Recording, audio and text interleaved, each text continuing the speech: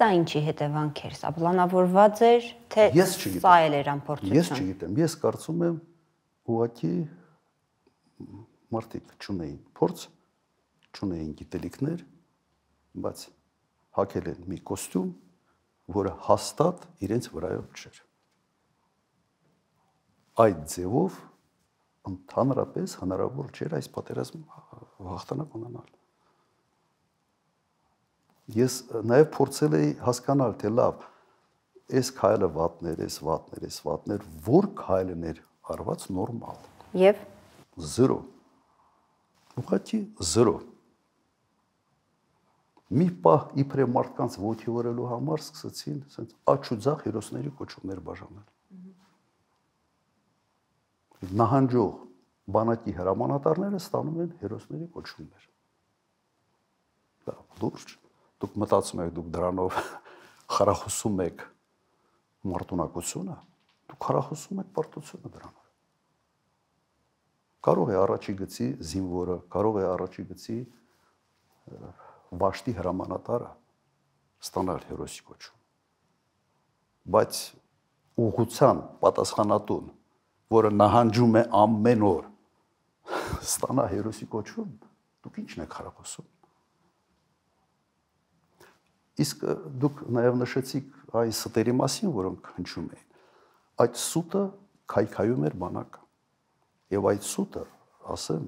իմ կարծիքով հիմնական պատճառն էր շատ մեծ քանակի դասալիկների։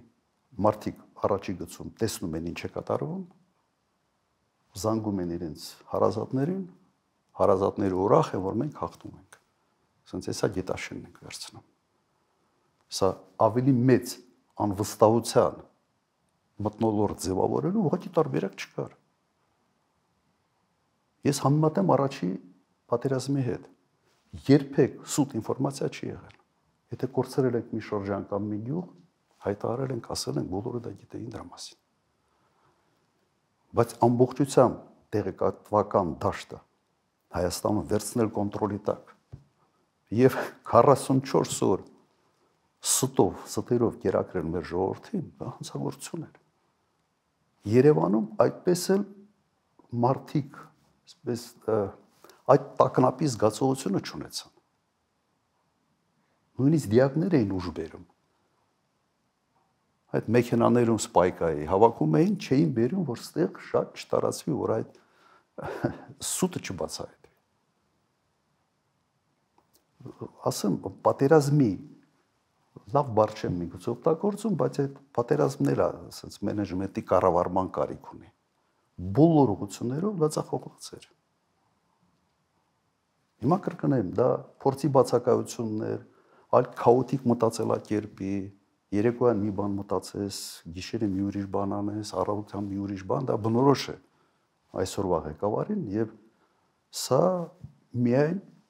քաոս էր ստեղծում բոլոր ուղղություններով։ Բոլոր։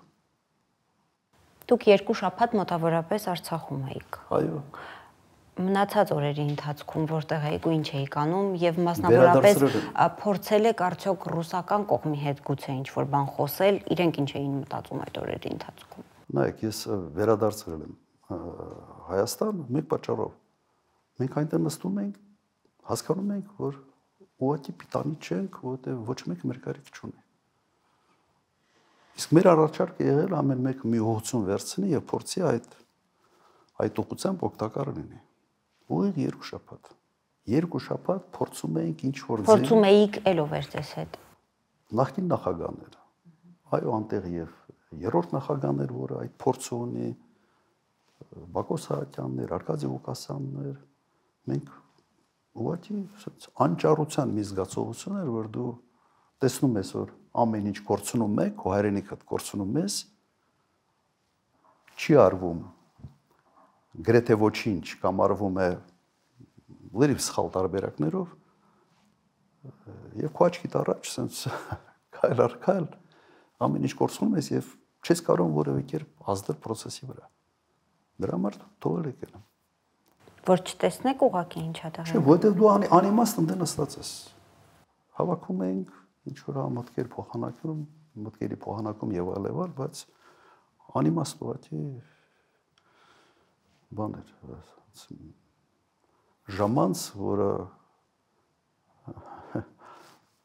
որը միայն ասենց շատ բացասական էմոցիաներ էր մարդու մոտ ուղղակի առաջացնում, դեղանում պրոբլեմային էր։ Եվս մեկ հանգամանք պատերազմի հենց երկրորդ օրը Ղարաբաղից տեղահանեցին ամբողջ բնակչությունը։ Նույնիսկ խորքի այն գյուղերից, որտեղ դրա կարիք չկար։ Եվ սա խոչապի եւ Ղարաբաղը հանձնելու, այսպես ասենք, տրամադրությունը ձևավորել։ Անիմաստ։ Պետք էր որոշակի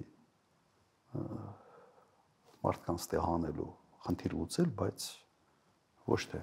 այն, ասենց տոտալ թիկունքը բացելու առումով։ Իհարկե, սա պրոբլեմ էր։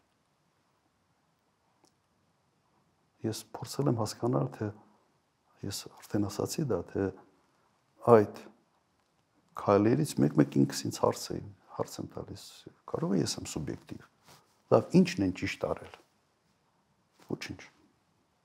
Ոչինչ։ Հիմա խոչապի մեջ էին, չէին հասկանում ինչ անել։ Սա նույն դեպքն է, երբ մարդիկ չգիտեն ինչ անել, որովհետև իրենց կյանքում նման իրավիճակներ չեն տեսել, բայց նաև չեն ուզում տեսել այն մարդկանց, ովքեր նման վիճակներ տեսել են, կառավարել են եւ հաջողության են հասել։ Եվ այս երկու հանգամանքը եւս իրար հանդիպեցին եւ ունեցանք այն ինչ ունենք այսօր։